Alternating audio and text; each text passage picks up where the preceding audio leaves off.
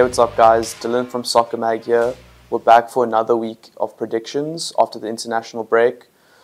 The Money Man and Oliver are both away at the moment, so they're not going to be in this video, but I will be posting a write-up of their predictions later when this video is posted.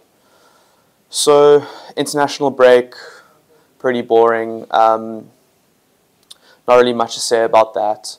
But this weekend, it's a nice way to get back into it. We've got some very exciting games.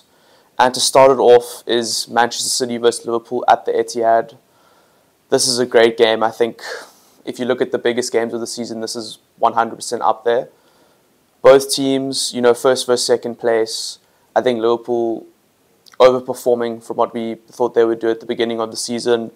And City, obviously still top, still playing very well, but they do look slightly vulnerable. There is something about them this season that looks like it's not 100% clicking. They are beatable. They're not invincible as they've always been. I think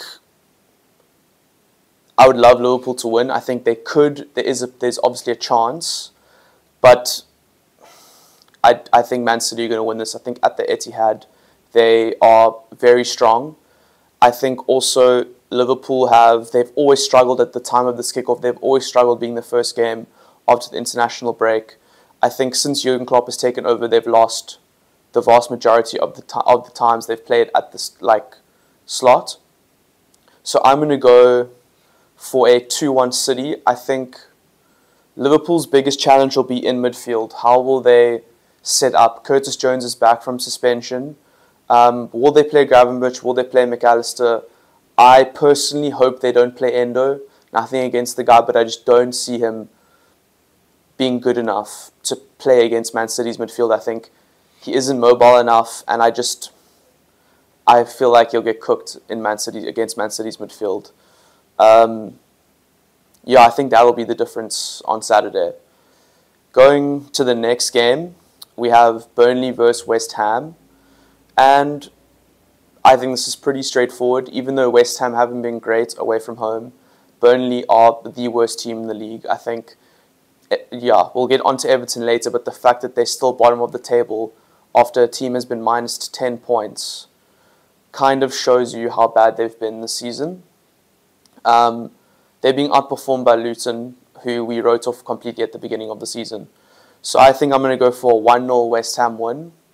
I just think Burnley are not strong enough, Next, we have Luton versus Crystal Palace, and this could be a pretty interesting game because I think Luton have recently showed at home they're very strong.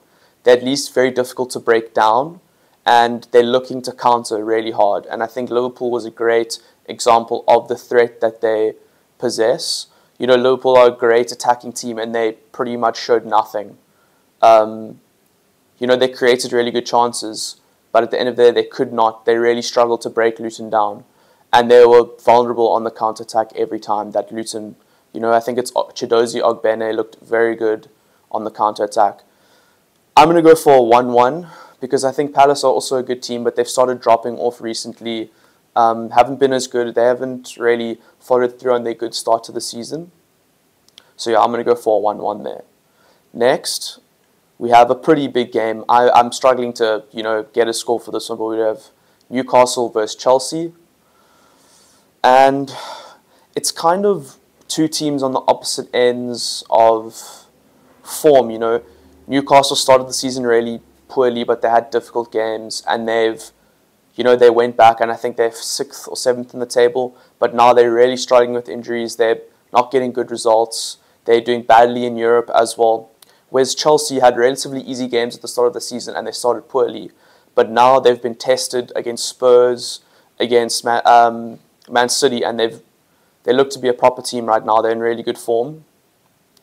But I'm going to go for Newcastle here because they're at home. I think Chelsea haven't showed enough consistency this season, and I have a feeling that this is the kind of game where they either prove me wrong and they show that they truly are, they've made good progress, or they're that inconsistent team that they've shown not just under Pochettino, but for the past 18 months to 2 years. So I'm going to go for a 2-0 Newcastle win. After that, we have Forest versus Brighton. And I would like to say Brighton will win this comfortably, but I don't think they've won in the Premier League for the past 6 or 7 rounds. I think since their draw against Liverpool, I don't think they've won in the Premier League since they've beat United. I could be wrong, but I'm pretty sure that they haven't won since then. So they've really struggled. They started the season really well, but they've struggled to get points on the board. And Forest are really good at home. Forest are one of those teams where they get the vast majority of their points at home.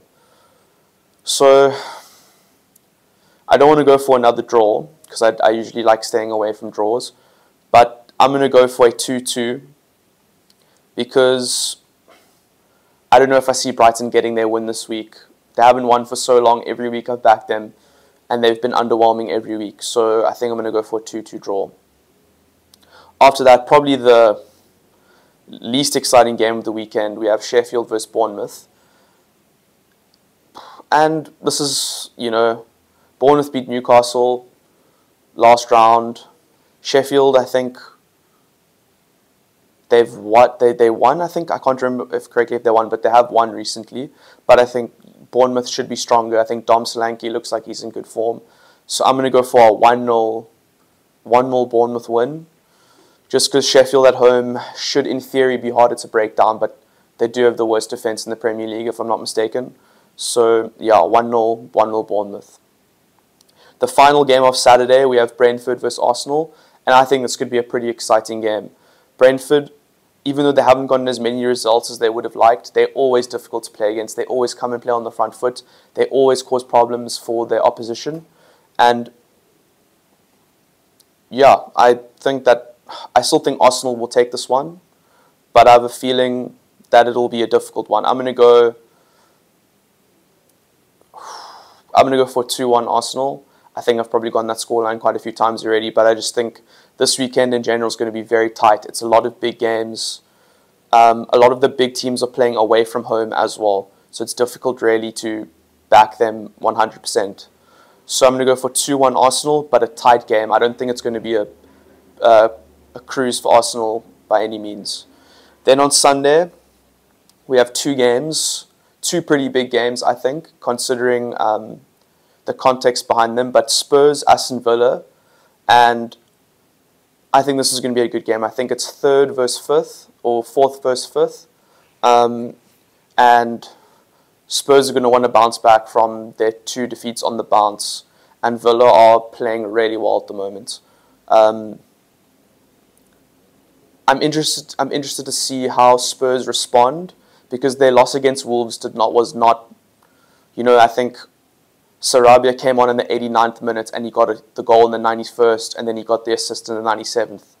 So for the majority of that game, 89 minutes of that game, Spurs were very much in control. They were conceding chances, but they thought they were getting the 3 points. So I'm interested to see how the Spurs team under Ange Postecoglou, how they respond mentally, because we've seen them when things go right, they've been playing really well, things have been going their way, players haven't been injured, but now they're really struggling with injuries. They've lost 2 games on the bounce, 2 games they didn't really expect to lose.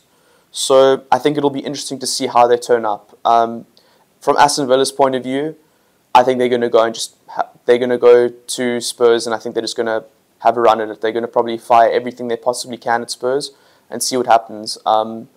They've been playing good attacking football. I think they're possibly the top scorers in the league this season. They're very, very close to that. So I think they'll go and get goals. I'm going to go for I'm not going to go 2-1. I'll go for a 3-1 Aston Villa win. It's a risk, but I think Eric Dyer, Ben Davies at the back against Ollie Watkins, Diaby, I think that could be a bit messy for Spurs. That's my prediction, 3-1 Villa. Next, I think considering the context, this is a huge game this weekend. We have Everton versus Man United at Goodison Park. This game, I think, could be probably one of Man United's most difficult games of the season, because I think we all know Everton just got 10 points deducted from their total.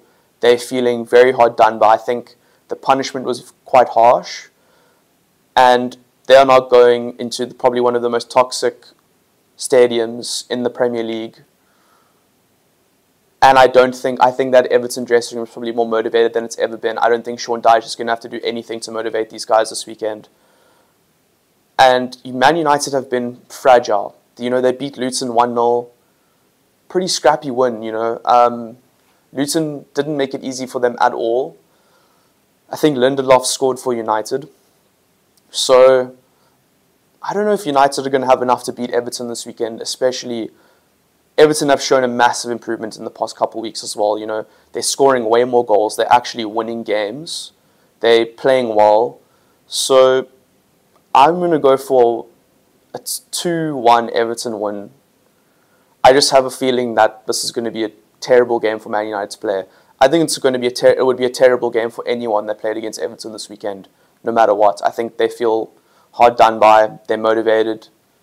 I think they know now they need to win every game. So yeah, that's what I've gone for. 2-1 Everton.